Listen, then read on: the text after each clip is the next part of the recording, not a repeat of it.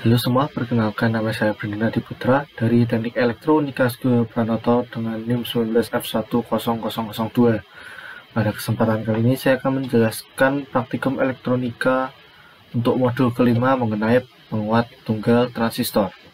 Penguat tunggal transistornya terdiri dari penguat tunggal emitor, penguat tunggal basis, dan penguat tunggal kolektor. Langsung saja kita menuju yang pertama adalah penguat tunggal emitor. Di sini untuk input saya menggunakan sinyal generator, nanti menggunakan sinyal dengan frekuensi 1 kHz, kemudian amplitude 12 volt. Untuk melihat tekanan output dan input, membandingkan dengan tekanan input, saya menggunakan osiloskop dengan channel A saya hubungkan ke input, kemudian channel B ke output. Di sini saya menggunakan transistor PNP, kemudian setelah input saya berikan kapasitor 22 mikrofarad, kemudian resistor di bawah 1 kilo, kemudian di C 1 kilo ohm juga, kemudian di E 1 kilo ohm, kemudian di C 47 kilo ohm. Kemudian saya juga berikan resistor di sini sebesar 22 mikrofarad. Kemudian kita coba lihat tegangan input dan tegangan outputnya. Jadi di sini adalah tegangan input yang kuning, kemudian output yang biru. Kita lihat untuk amplitude di tegangan input sebesar sekitar 5,5 volt, kemudian di tegangan output juga sama 5,5 volt. Sini bentuknya hampir sama ya untuk input dan outputnya.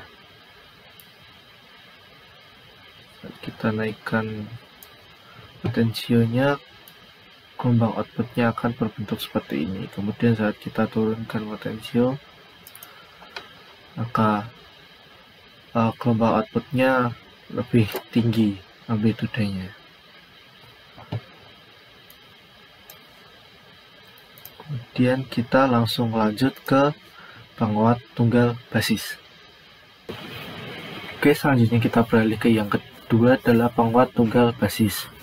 Di sini untuk input saya berikan resistor 2,2 kilo ohm, kemudian kepada 220 ohm resistor, kemudian 100 ohm resistor di sini. Kemudian saya menggunakan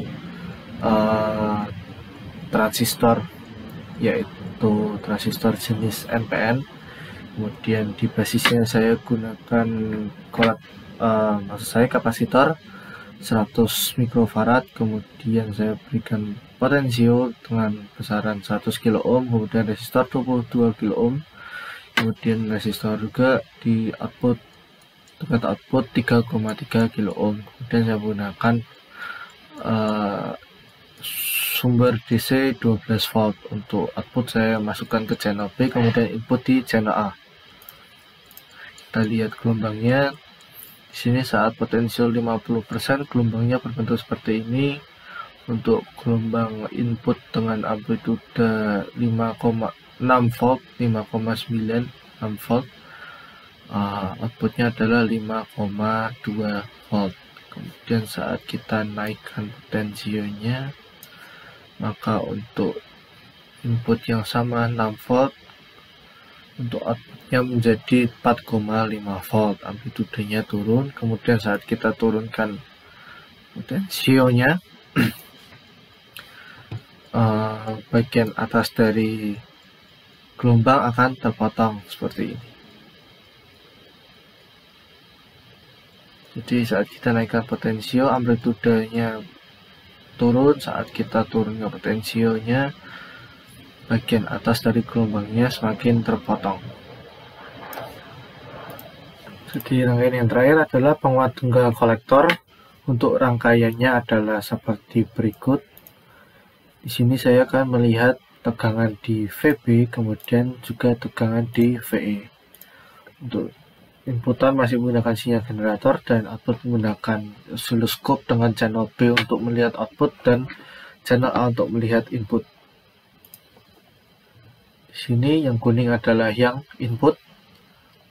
Untuk amplitudenya 6 volt, kemudian yang output amplitudenya 5,3 volt. Di sini dapat kita lihat bahwa tegangan input lebih besar dari tegangan output.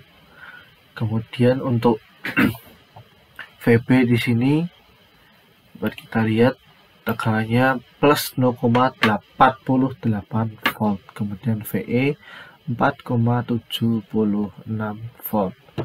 Untuk VB dan VE saat kita atur atau kita turunkan amplitude dari inputannya tidak ada perubahan yang signifikan.